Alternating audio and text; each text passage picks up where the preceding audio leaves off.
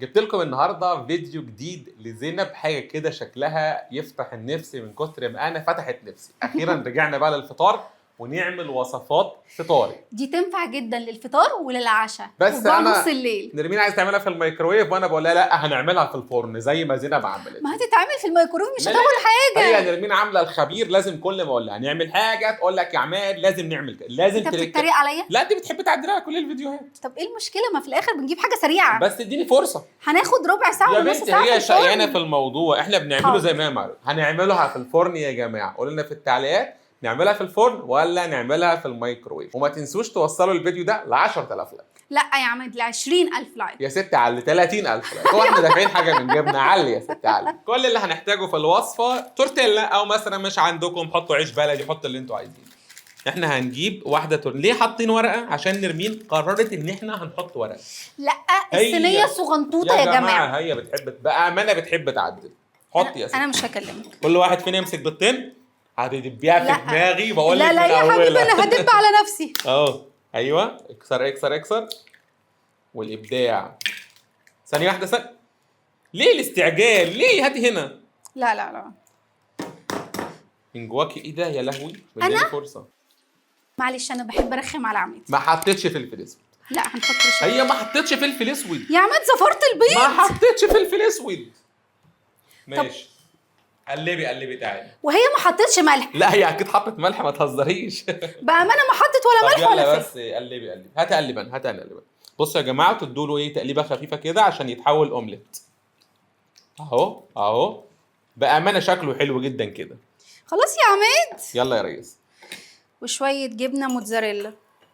طبعا نرمين جايبه كيلو جبنه موتزاريلا، بس هي هتحتاج بصراحه. يا عماد عشان تبقى حلوه كده وجميله. حطي انا بحب الجبنه الموتزاريلا. احنا فطرنا خلاص كفايه. اول مره اقول لعماد كفايه على الجبنه الموتزاريلا. يا جماعه احنا فطرنا ومحتاجين نتغذى. هنتغذى كلها شويه وهنصوم تاني. خلاص كفايه. وهي حطت شيري توميتوم. انت شيري توميتوم ده رشه فلفل اسود. هي حاطه شيري توميتوم. فين شيري توميتوم؟ ما عنديش. قمت حاطه توميتوم. ايوه توميتو عادي يعني. يا جماعه هنعملها بشكل كده لذيذ. عماد ايه؟ لا جوه ولا بره، يعني ايه؟ خليها في ما هي صح كده على فكره. لا هي كده عماد.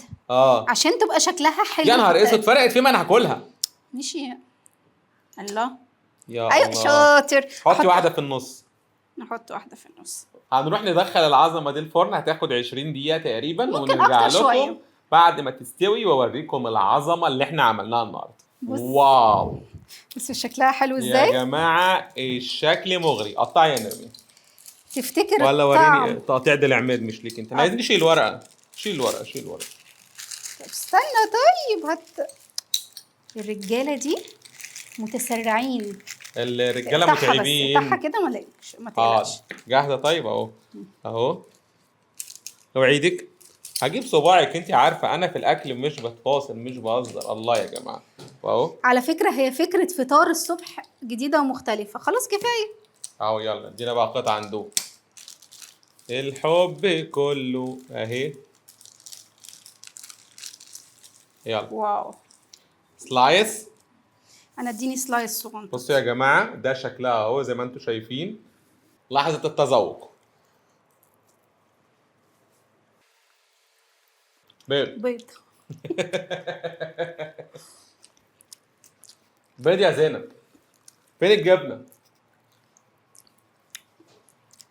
بيض. ممكن نعمل خطوه لمحاوله ان احنا نشوف حاجه جديده يتغير طعمها شويه. عماد كاتشب مع البيض. جاهزه؟ ده عك يا عماد. عك دوقي بس. كاتشب مع البيض. ودي نمره 2.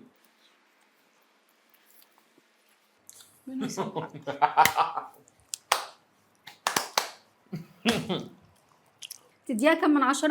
اديها 5 6 بالكتير، مش اكتر من كده بصراحه. وانا زيك 5 6. هي بالنسبه لي بيض. لا انا بالنسبه لي احط حته زبده حته سمنه واكسر عليها البيضتين هستمتع. هي بيض. لكن هي اكله صحيه بس فيها جبنه موتزاريلا فمش صحيه قوي. بيض بالكاتشب طعمها وحش جدا. فاشله. شكرا يا زينب. انا بقول لكم ما تجربوش.